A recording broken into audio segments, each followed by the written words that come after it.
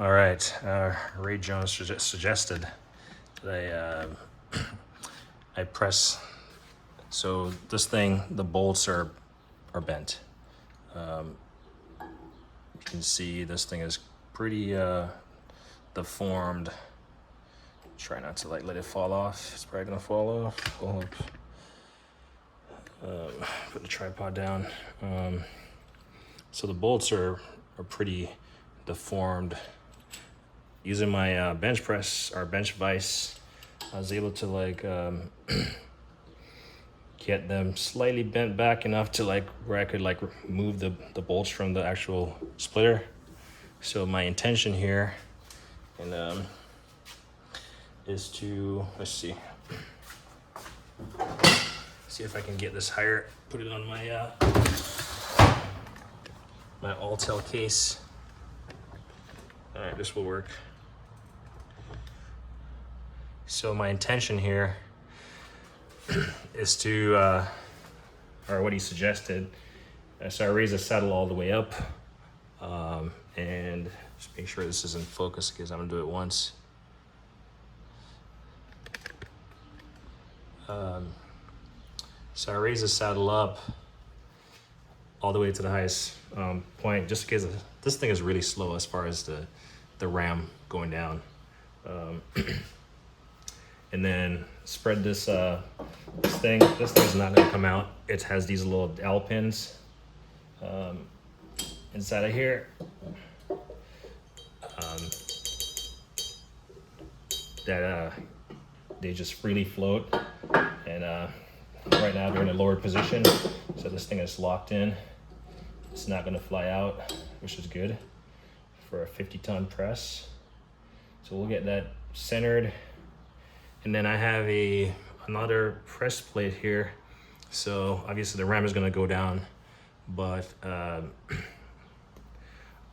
to create an even pressure, I'm gonna put this right here, and then it's gonna press down on that, and then that should press my bolts relatively straight.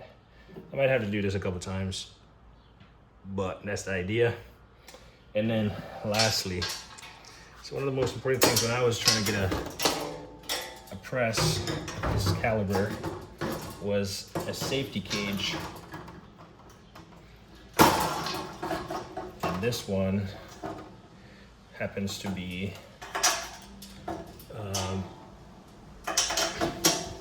right here. So it literally just slides down in this track, one on each side.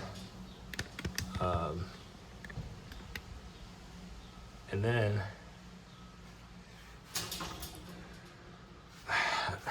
I'm gonna crank this by hand. I'll show you.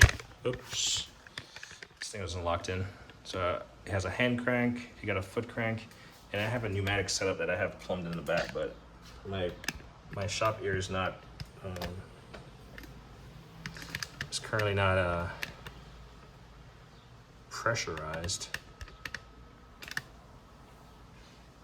And you're not gonna be able to see this through the plexiglass. You might, if I zoom all the way in, you can see some of it. So, oh, I was gonna make mention. So my hydraulic gauge, this thing came with a malfunctioning unit. I got a replacement. I bought a replacement for myself. It was plumbed differently. The original fitting was up top, and basically if I could find a way to flip this dial around, or just marking around and everything else, it should work. But we'll come back after we apply pressure to it and see how many PSI I applied. So let me just close this valve. All right, let's do some pump here.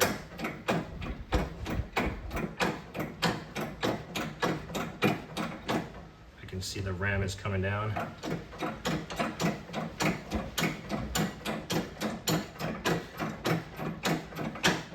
Like I said, this is not the fastest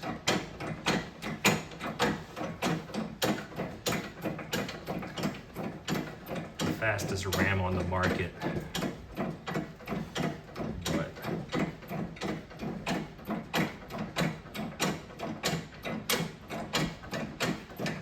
hasn't even made contact yet. Let's see. It's about to make contact. We'll lock this in so it doesn't lose.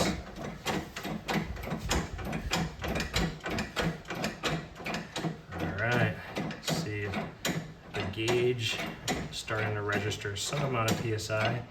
We'll just do it slowly.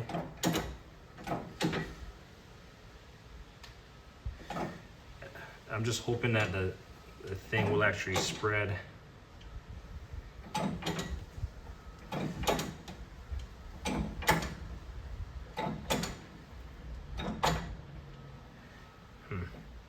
So right now I'm showing,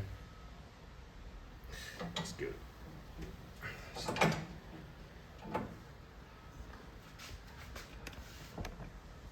So the yellow is the metric ton, and then the US is 5 is the tonnage, or the white is the US tonnage. Let's see. Oh. So just about 4.5 US tons.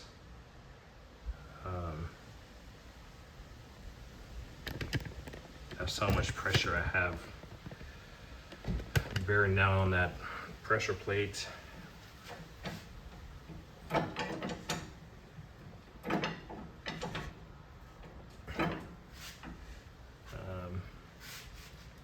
We'll release it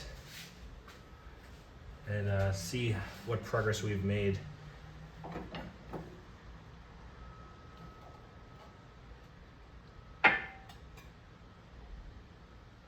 I'm not gonna raise the thing all the way up. I'm just gonna release it some just in case I gotta go back and press. So we'll zoom out here. Zoom out, zoom out. My tripod is not as stable because it's sitting on the a blow molded case.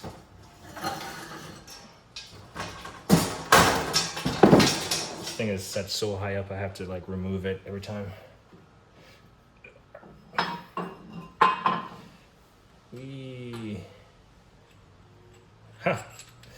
It's definitely straighted. I mean, the things are sliding like somewhat better. So we'll get it. We'll get the bolts like fully in their convex position.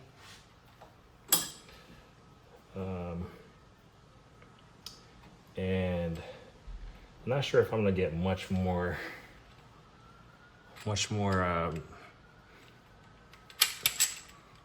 straightening abilities on there without actually getting the bolts like fully straightened, like so. I'm pretty sure that's that right there. Yeah, I'm pretty sure right there is where they're like it's like belly up.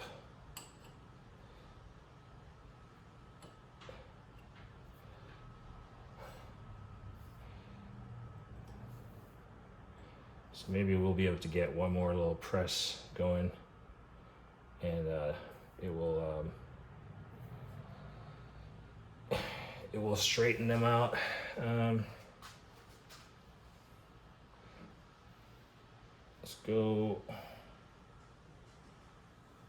Let's go like this. That's fine. Just popped up, but it should in fact, I'm gonna do it without the cage. I'm not applying that much force, but still, actually, you know what? I'm not applying that much force. So we'll get set up again and we'll crank down on it. And we'll see.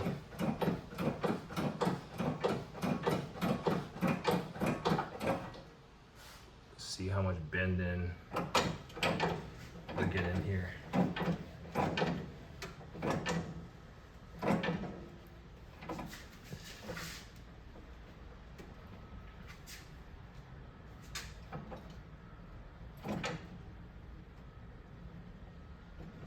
It's about the same amount of force, about five tons.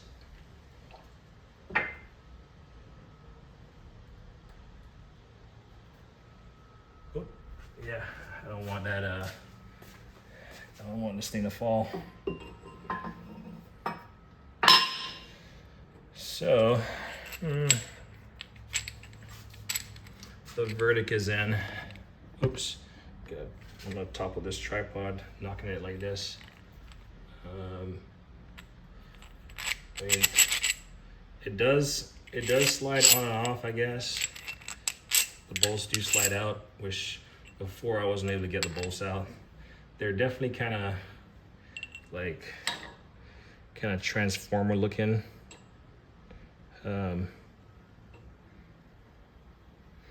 they're obviously not completely straight. They're deformed. Like that one is more deformed than this one.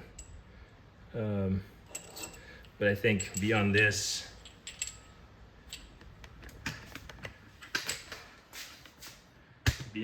it would be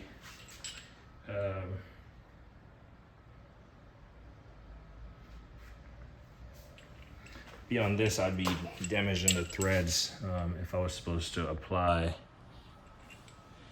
any other pressing techniques.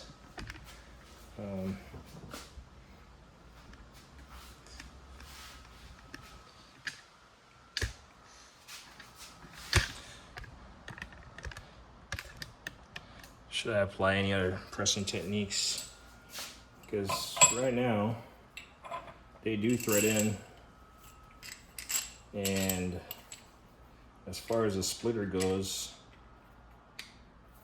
I mean, yeah, you might have to figure out how to get them to fully seated without having to do all that and getting them stuck. Come on. It's always something, man. But that was a good idea.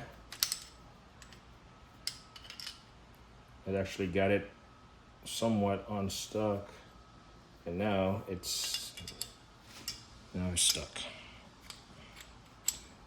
Well, there we go. So if I push down on it, oh, that's not gonna work.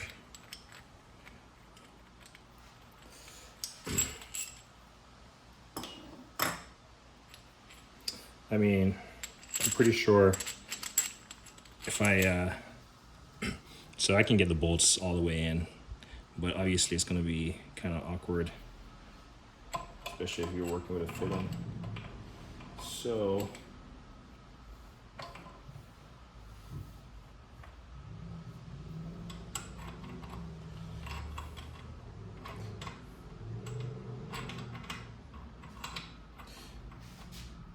I need to bend this one back, and then this one I need to,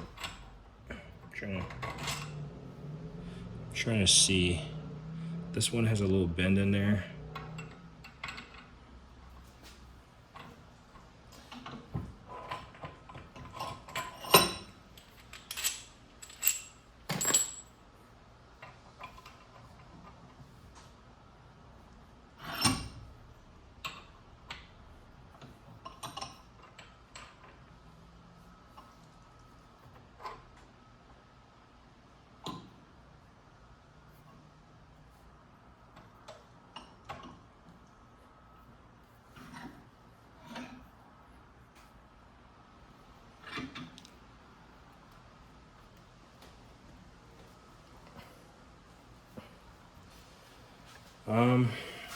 Yeah.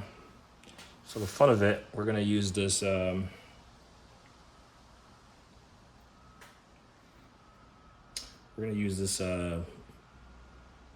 Venom HP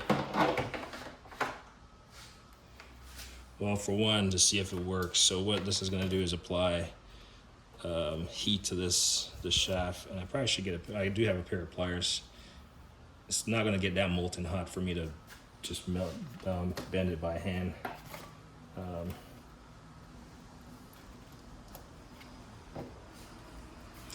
And then make sure this thing is off.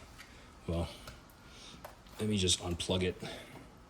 So the beauty about these, you can conform these to your needs. So I'm basically gonna bend them here.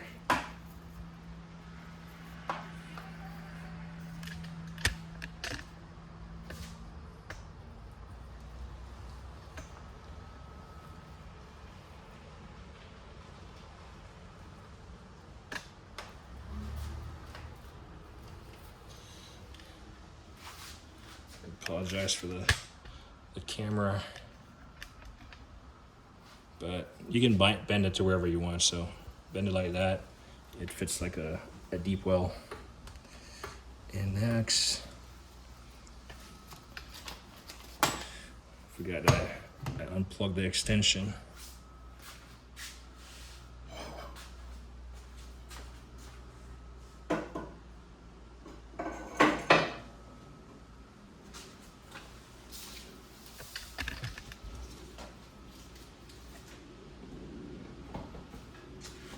All right, we got light in the extension. See, this thing might get molten hot. I hear it running. I see smoke from the oil that's on there.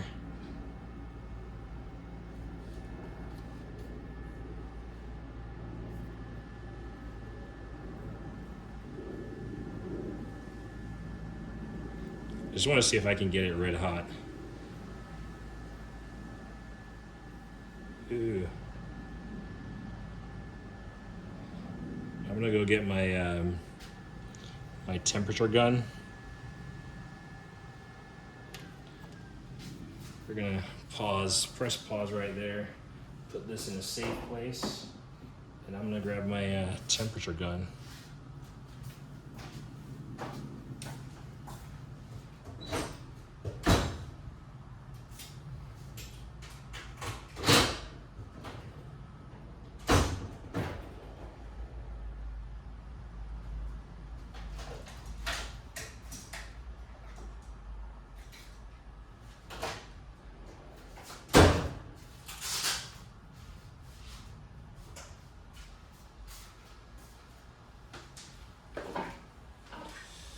So, while this is booting up, we'll see, turn on the laser. Maybe no, it needs to boot up first. This is a flare gun. You can also set it on a tripod if you will. So let's see. Okay, so you can see the 2 bolts. But if we use the laser,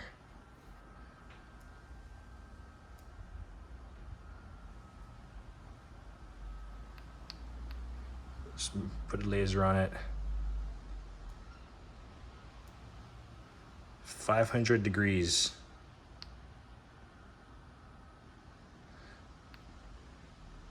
That one is like 82.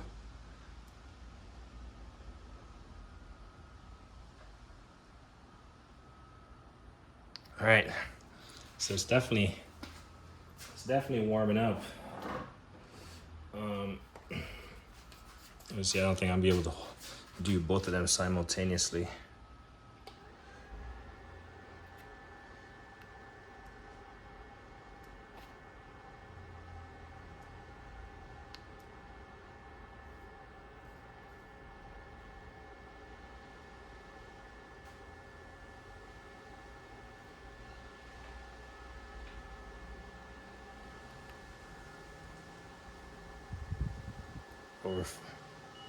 Over 500 degrees.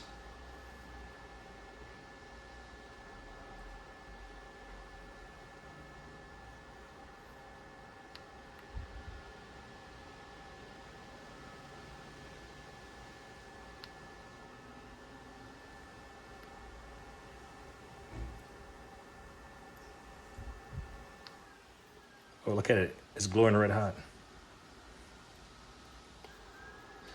I'm not sure what OL means. Overload.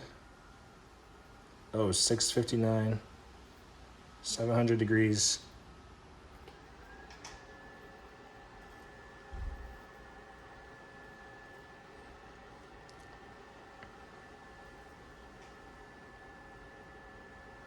So you certainly don't want to touch this.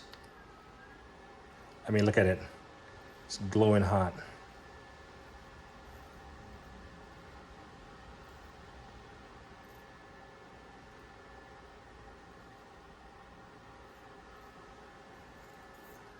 Let's see if we can bend this by hand.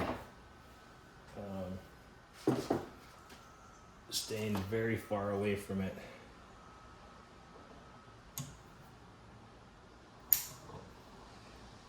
Yeah, we've definitely made the threads softer. You can feel the heat coming out of it. I definitely don't want to drop it because I'm wearing flip-flops. So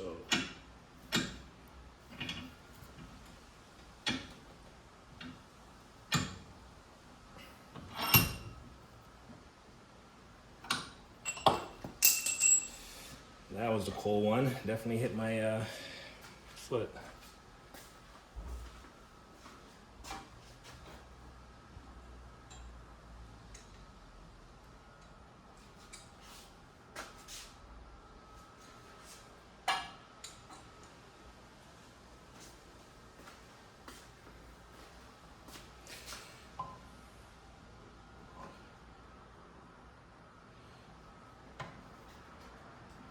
This is really sketchy because this thing is like freaking so hot.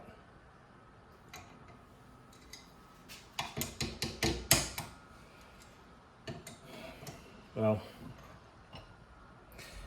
at least they do bend somewhat.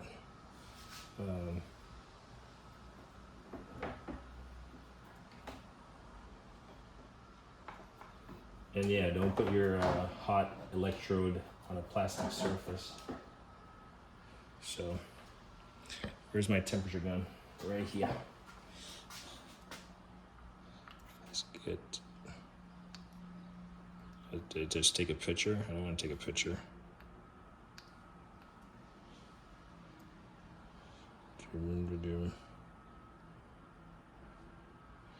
That's about 200 degrees. It's actually 500 degrees. You can see it. If I could keep it steady.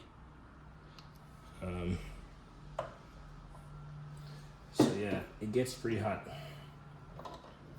We'll leave this here to cool down. Ooh. Make sure that doesn't go anywhere. But I think the method of heating the bolts, or not heating the bolts, like pressing them in the press, definitely got them like somewhat back to original. They're slightly deformed. They're still slightly deformed. Like you can tell this one is, you can see it has like a belly right here.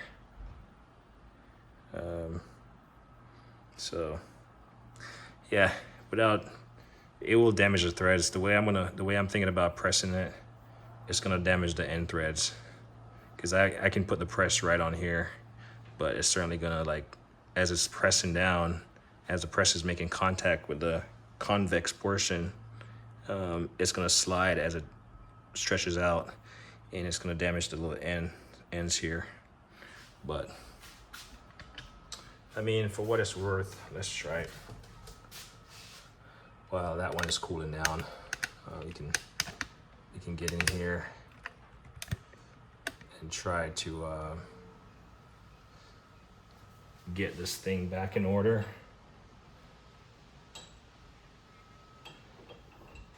So when I roll it, I just want to see the high side. So I think that's one of the high sides.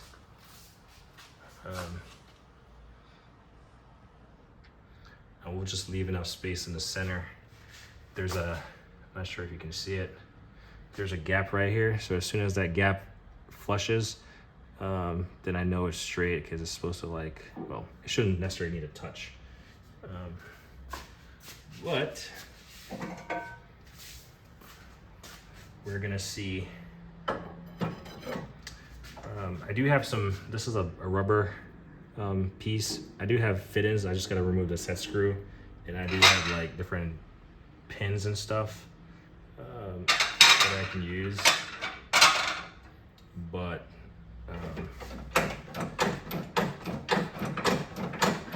I don't feel like going through the trouble right now.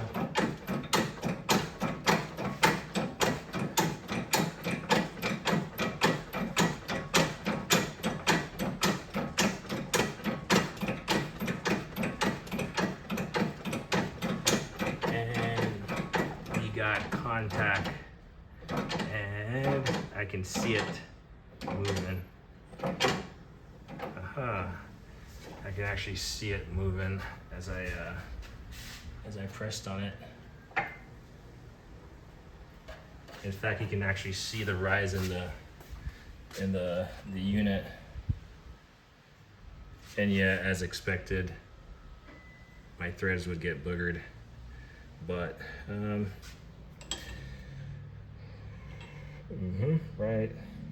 right there.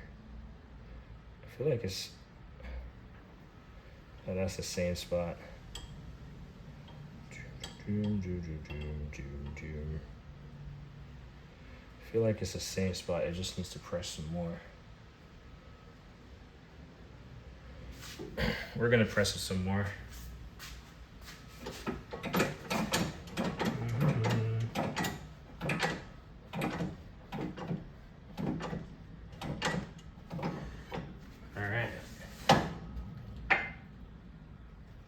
It's funny because you can see the flex in the bolt as the ram comes off it.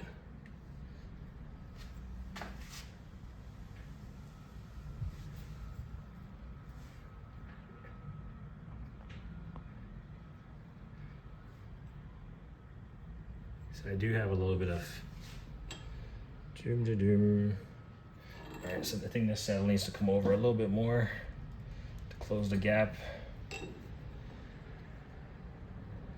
And it needs to press right there.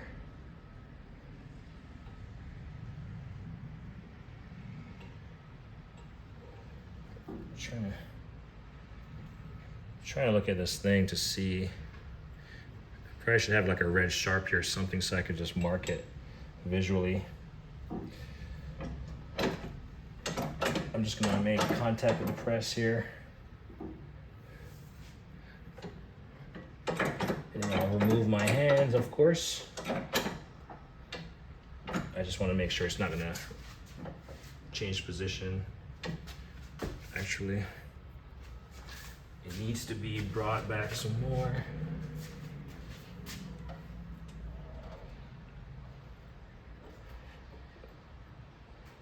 Bring it over here and we'll press right here.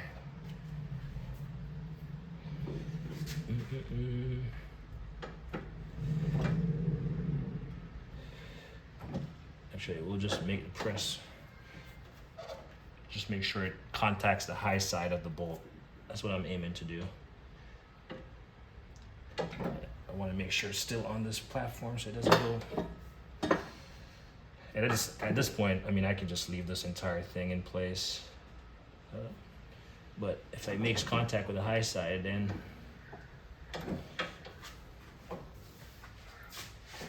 I'm confident that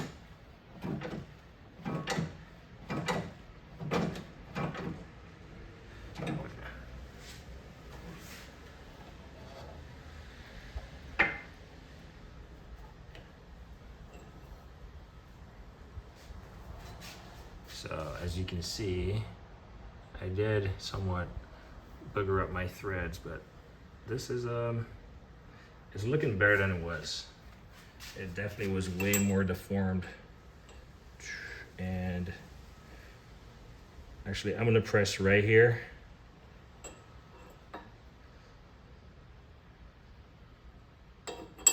Yeah, I think this thing is just deformed.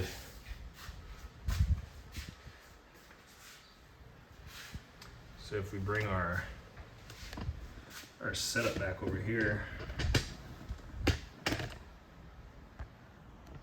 still not, definitely won't be touching that thing for a good minute. If we bring our setup back here, we feed us through. Oh, that's feeding through nicely. Hell yeah. That is, this is way more than, let's see if we damage those threads beyond it being able to like completely thread on. We might have to use a spanner here to like get this thing fully. Huh. The hell is this, like 2 different sizes? Is this thing, that's why I had this wrench out here yesterday, because it fit. Interesting. Oh, actually, makes sense. I was working on something else, so I had 2 different sizes out here. Okay. Well, this I have to put in a vise or something, because it's gonna keep turning on me. I'm pretty sure I can use the bolt to like clean up the threads. Or I can pull out my Lang thread chaser. Let's see what this is reading.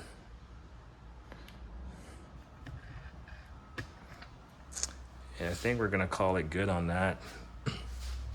This one was the least deformed of the 2. I might still press it, but right now it's let's see what temperature it is reading.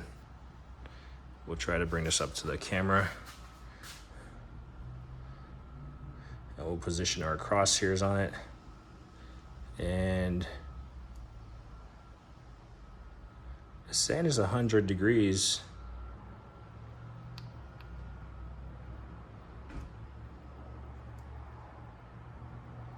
So yeah, still very warm. If I didn't have the rubber piece on my hydraulic press, I don't want to feel like taking it off. I'd press this while it's warm, because this one was definitely